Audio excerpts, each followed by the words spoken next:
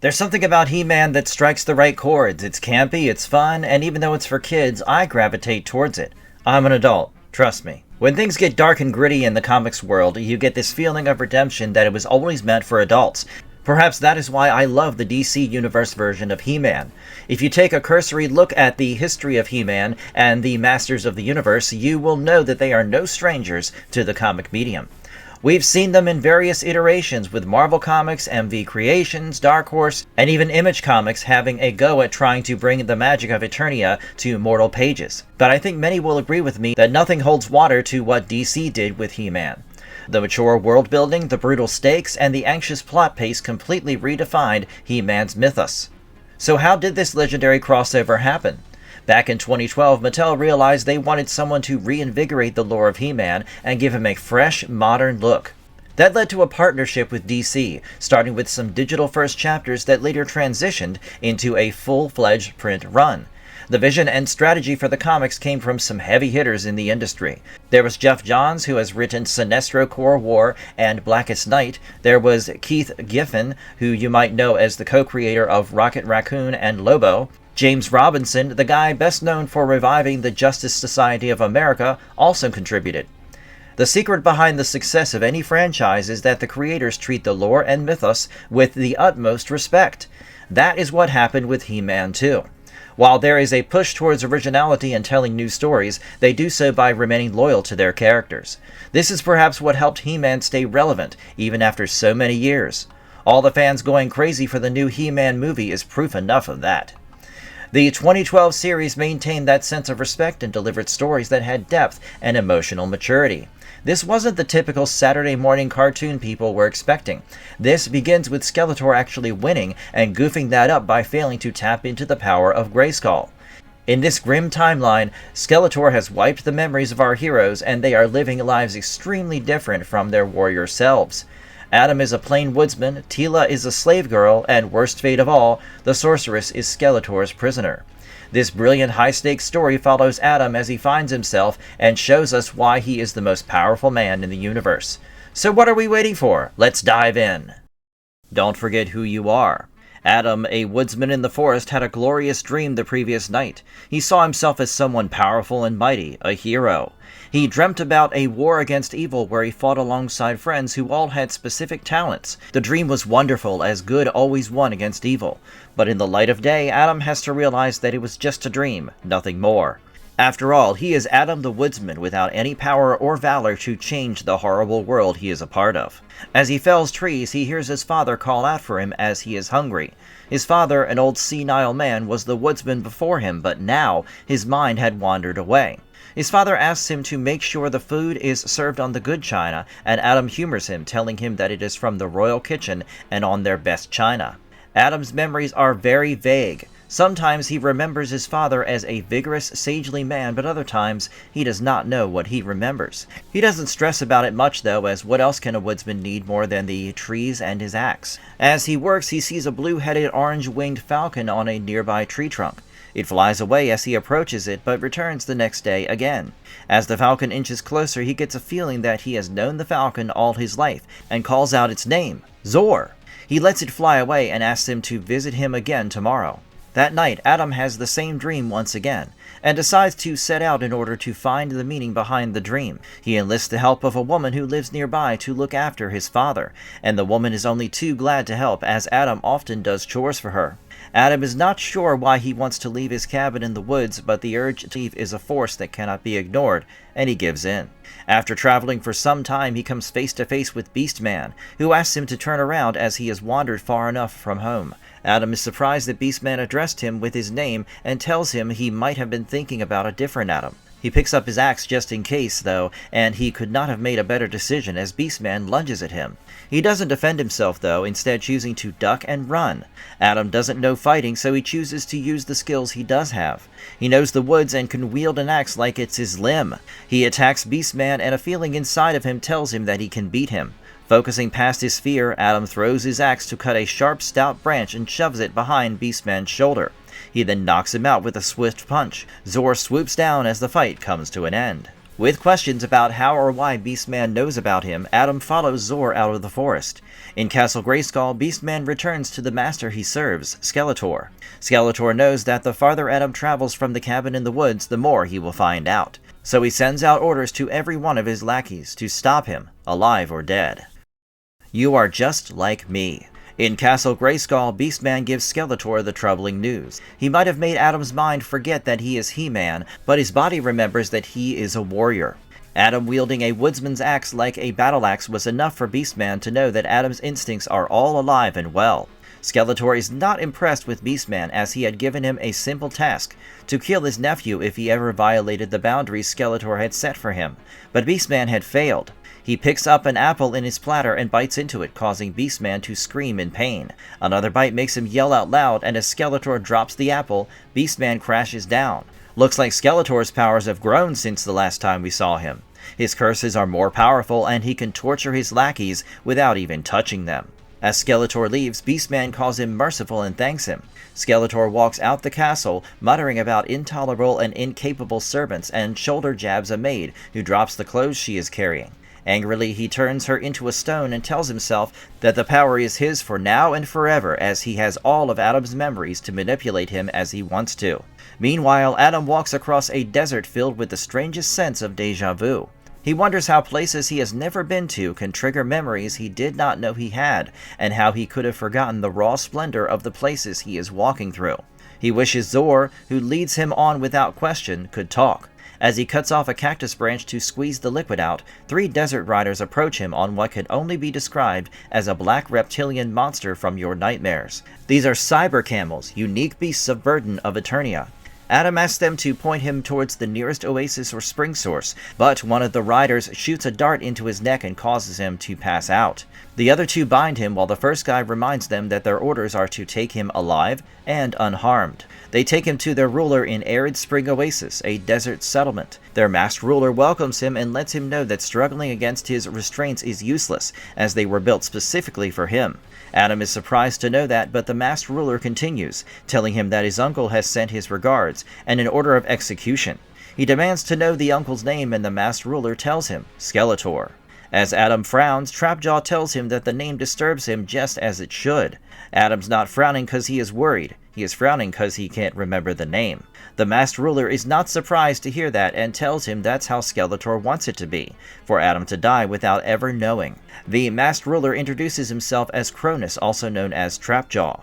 He then has him thrown into a pen. When Adam demands to know why he is doing all of this, he replies that not doing so would incur the wrath of Skeletor, and asks him to sleep, as the next day he will have to petition for his life. That night, a hooded woman approaches the pen, and the guard asks her to state her business. She tells him that Cronus sent some water to the prisoner, so he is well fit to petition. As the woman approaches him, he expresses his surprise that Cronus would be concerned with fair play, as he didn't seem the type.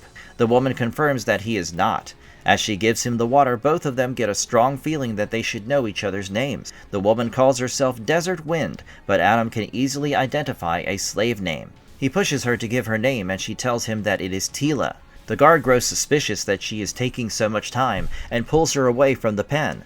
That night, Adam wonders why the guard has not fallen asleep like the many other foul guards he has encountered.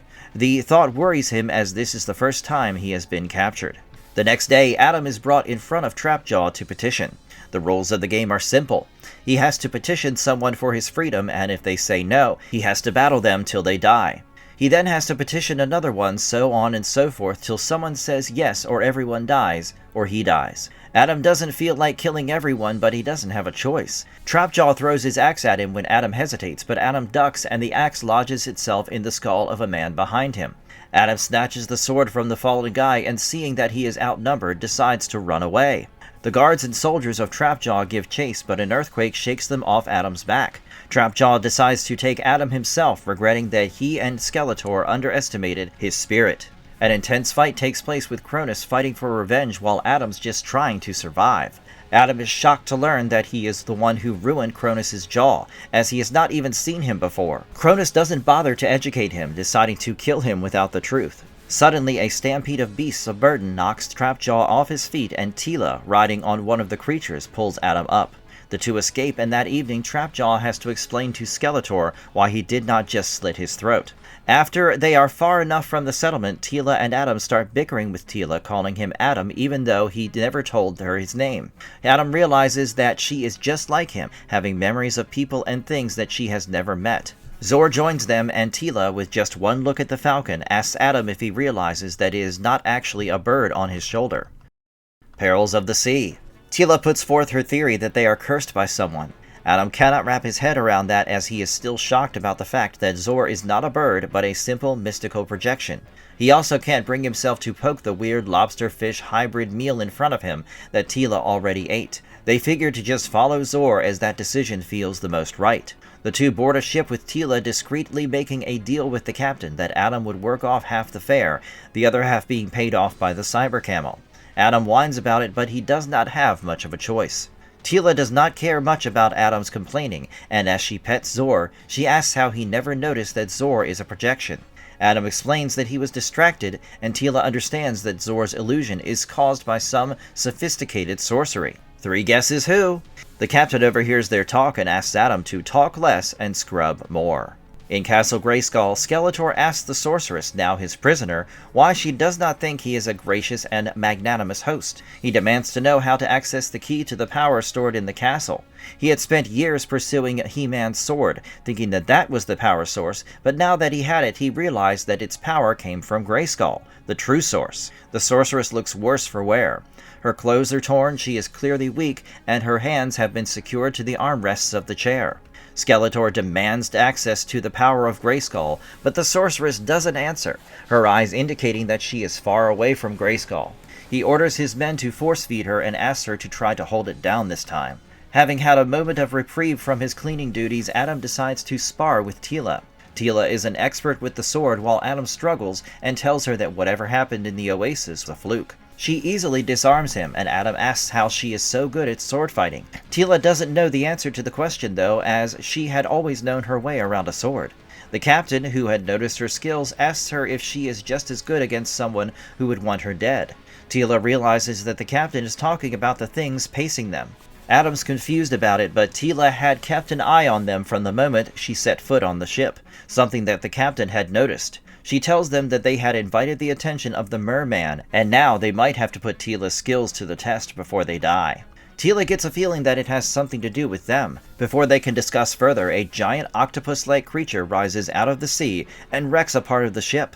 On top of the octopus is Merman, the first son of the Ocean Lord, the monarch of the depths and ruler of the 7 tides. Merman tells Adam that they have met multiple times, but never as Prince Adam. Teela is shocked to learn that the blonde dolt next to her is a prince, but she has more serious stuff to concentrate on for now. Merman asks the captain for Adam and Teela, but the captain, a noble man of honor, tells him that he promised them safe passage, and that is what he will give them. Teela tells him that he will never take them alive, and Merman orders the beast to prove her wrong. One of the tentacles of the beast grabs Teela's legs, and she screams out a word that is a bit too mature for the comic reading audience. Adam grabs an axe from a nearby man and hacks at the tentacle. The beast lets her go, but Merman attacks him, landing punch after punch. He lifts a large chest to drop on Merman, but Teela, who had climbed out of the sea, stabs him from behind, causing him to fall down with the chest on top of him. Merman rises up again, criticizing Teela for attacking him from behind and not following the codes of honor that her father treasured. Teela doesn't get it, though, as her father had sold her into slavery. Merman finds it amusing and exquisite that both of their memories had been stripped away from them. Though Merman desperately wants to show them how far they have fallen from their real selves, he has no time, as Skeletor had demanded a quick disposal of them. Merman commands the sea to rise and land on them all at once, like a smackdown from the sea. Merman does not bother to check if his victims are dead, as he is sure that no land creature would ever survive such a blow. He decides to leave to give the good news to Skeletor. This is why overconfidence is never a good thing. The Queen of an Island. Despite the ship being wrecked, Teela and Adam have survived and have created a makeshift raft. As Adam tries to fish, Teela ridicules him, calling it a futile attempt. Teela demands an explanation as to how Adam forgot he is a prince. Adam asks her not to trust the words of Merman, as he might have been lying.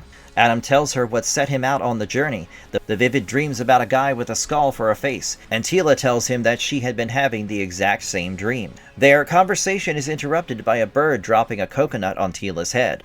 Though Tila angrily rants at the bird, Adam asks the important question: where did the bird get the coconut? The two look around and find an island close by and begin paddling towards it. The two get the eerie feeling again that they are where they are supposed to be. Suddenly, a purple smoke bomb drops at their feet, and the two faint. What the two did not know was that they were on an island ruled by the one and only Evil-Lynn, and her lieutenant was none other than man-at-arms Duncan, who had also lost his memories. Duncan asks his men to tie them up and take them to the Queen. On their way, one of the men makes a lewd comment about Tila, and Duncan sends him sailing with his fist. The men don't think much of it, assuming Duncan is claiming Tila for himself. The two are presented before Evil-Lynn, who is drunk on power, and demands to know from Duncan whether he thinks the girl is cute. Duncan tells her that she looks familiar, but Evil-Lynn stops him, telling him that it does not matter if something doesn't come from her. Adam recognizes her as Evil-Lynn, while Tila remembers the guy serving her as her father. The two begin whispering to each other about their recently found memories and do not hear Evil-Lynn's question. Duncan punches Adam for disrespecting their queen. Lynn doesn't care though, as she knows they will redeem themselves by the entertainment she gets once they are thrown in the cauldron. Skeletor contacts her through a specter and asks her to just slit Adam's throat and be done with it, but she insists on a festive affair. She asks him not to fret, assuring him that he will soon receive news of He-Man's death. Skeletor is not sure about it, and he paces Castle Grayskull, worried about whether Lynn will accomplish the task. The floating red skull in the castle, which undoubtedly belongs to Hordak, tells him that it is too late to second-guess himself now, as he already enlisted Evil-Lynn. He tells Skeletor that they are all the same, with shared histories with the Masters of the Universe, and their own reason to hate them. Because of that, none of them were able to kill them quickly and wanted to take their time with it. Skeletor does not care about that though, as long as they are dead. Hordak's solution to that is to step in himself and kill them. Skeletor thinks that it's a bad idea to abandon Grayskull at a time like this. Hordak tells him that he is no closer to discovering Grayskull's secrets than he was before, as he still cannot break the sorceress. Skeletor takes it as a challenge and decides to crank up the sorceress's torture to 100. That night, Duncan visits Tila, who was kept in a cage. He demands to know what kind of enchantress she is, as she had haunted his sleep forever. Tila simply asks him if he is her father. Duncan turns and leaves. Adam theorizes that whatever is happening is not happening to only them, and that they were all being manipulated by whoever owns the Falcon. The next day, they are both taken to the arena. In the middle of the arena, there is a giant cauldron filled with inflammable oil, and on that is a glass bridge. The cauldron is set on fire, and Evil-Lynn plays the part of an MC, rousing the audience for an entertaining battle. Their handcuffs fall down as the rules are informed. They fight till one of them falls into the cauldron and dies, and the other one walks away with his or her freedom. Evil-Lynn orders them to begin, but the two refuse to fight to entertain the crowd. One of the guards shoots an arrow right into Tila's shoulders, and the duo understands the hidden rule. If they don't fight, the guards will start shooting arrows at them. Adam and Tila start fighting, and in between punches and kicks try to formulate a plan. Adam suggests fighting their way to the guards and stealing their weapons, but Tila reminds him that they are all too well armed for any of that. Lynn enjoys the blood sport, and Duncan involuntarily whispers that he will kill Lynn if anything happens to Tila. Lynn hears it and asks him to speak out loud. Meanwhile, Zor returns and pushes Adam off the bridge right into the flames of the cauldron. Out of fire.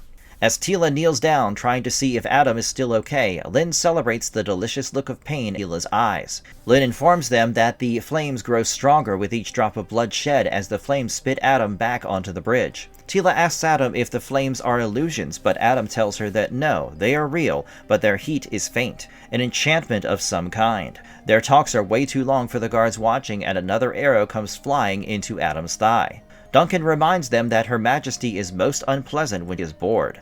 As they fight, Adam comes up with Plan B. There was some space between the cauldron and the cone of the arena, so if they managed to squeak past, they could actually get out. Tila does not think it will work as the gap is just around 3 feet, but Adam is not ready to listen as he thinks Zor knocked him down there for a reason.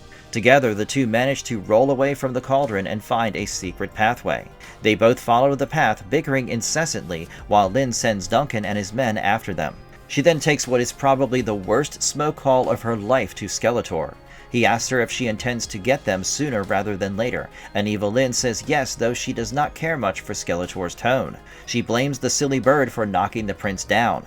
As soon as Skeletor hears the word bird, light bulbs go off in his head and he rushes down to the dungeon where the sorceress is chained down. He picks her up and asks her where she was hiding, and the sorceress, though tired beyond reason, tells him that she was hiding in a pleasant memory that he never visited. Skeletor is so angry that he slams the sorceress into the dungeon wall and cracks her neck for thinking that she is the only option left for him to access the power of Grayskull.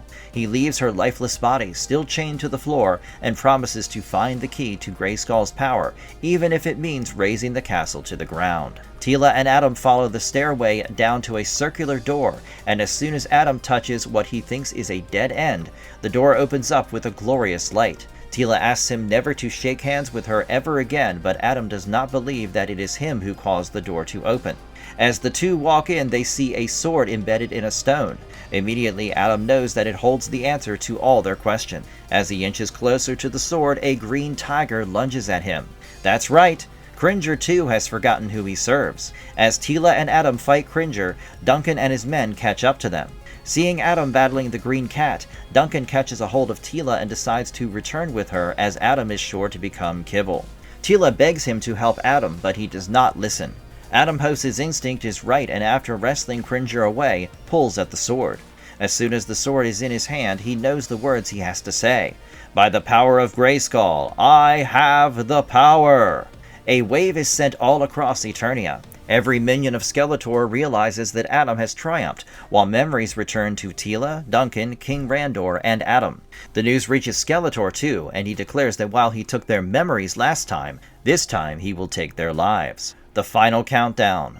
Evil-Lynn quickly clears out her palace in her tropical paradise of a kingdom, as she has to go join Skeletor to battle the upcoming threat of the Masters of the Universe. She is so angry and upset at the turn of events that she sets one of her servants on fire for not moving as fast as she wanted them to. As she opens the door though, she is met with Adam and the sight of her beloved paradise on fire. Lynn tries to charm her way out, asking him whether he would really hit a woman, but that question is answered by Teela, who arrives cracking her knuckles. In Castle Grayskull, Hordak's skull antagonizes Skeletor for not going himself and entrusting the task of killing his sworn enemies to incapable lackeys. Angered about this particular criticism again, Skeletor throws Hordak's skull outside. Skeletor sends Beastman to prepare for their arrival, and with great confidence declares that they will know of doom once they face Skeletor. In the small town of Veritas, He-Man and the rest of the Masters of the Universe convene to come up with a plan. Adam thinks he should go alone, but the king thinks that it would be playing right into the hands of Skeletor. Adam knows Skeletor is preparing for an army, and he thinks that going alone would throw him off whatever plan he made. Besides, Orko is not there to betray them this time. That broke my heart. Orko betrayed them? Sweet and stupid Orko? Anyway, Randor declares that they should take a vote on whether Adam should go alone or with an army, and as is expected, the majority wishes to battle Skeletor together. Adam goes off to sulk, and Teela joins him to ask how long he is going to keep up the pout. He tells her that they will be leaving as soon as it is dark. Teela is pissed at that, cause now, if she does not follow him to the jaws of death, she will have to lie to her fellow masters. She then calms down as she knows she is going to follow him anyway. Adam's only sad she didn't realize that before she yelled at him. As Skeletor and his minions wait for the arrival of the Masters, they discuss their recent loss. Skeletor reveals his recent findings. Castle Grayskull is just brick and mortar without the sword, but the sword is no use to him, as He-Man and only He-Man can channel the power.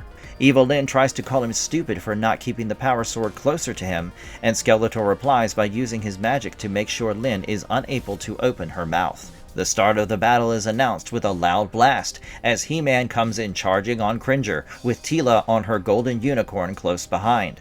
The two unleash hell on Skeletor's lackeys, but not without bickering amongst themselves first. Skeletor enters the battle, and Teela leaves Adam to handle him while she takes care of the rest. Adam calls him out for his stolen memories and subtle torture. The subtle part Skeletor has a problem with, as he literally killed one of them. As Adam starts gaining the upper hand, Skeletor's minions rush to his aid, but this fight is way too personal for Skeletor. He uses his staff to repel all of them away, and it causes a circle of land to descend a bit, encircled by fire and lava. Skeletor fights him with all that he has got. He knocks out the power sword from He-Man's hand and asks him what now, as he no longer had the funnel through which he got his powers. As Skeletor tries to strike him with his staff, He-Man grabs it and shares a tidbit of information. The sword does not channel the power from Grayskull, but Grayskull gets its power from He-Man. He is the power. Saying this, he pushes Skeletor down. As Skeletor falls into the flames, Teela asks Adam if the flames are going to kill him.